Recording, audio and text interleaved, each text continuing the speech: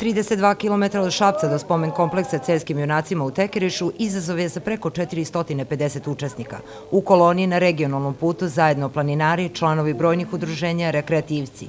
Kao i prethodnih godina za tradicionalni marš zainteresovane su sve generacije. A može li se izdržati? Može, ovo mi je drugi put i prošle godine sam išla. A koliko imate godina? 59. Šta je potrebno za ovo? Volja najviše. Samo dobro volje. I patik. I patik.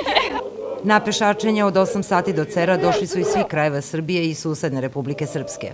Dolazimo iz Srebrenice, ima nas danas trojica, a inače zašto? Dolazimo da prođemo stazama kuda su naši preci prolazili. Najpotrebnija je ljubav prema svojim precima, a posle toga i naravno voda i nešto malo kondicije. Interesovanje za ovogodišnji marš je najveće do sada i ističu organizatori iz udruženja Celjski marš.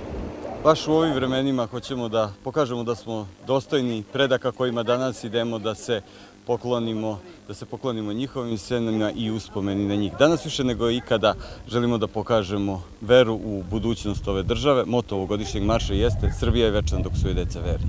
Oduševljena sam, lepo je vidjeti da se drži naša tradicija srpska, da to traje što duže.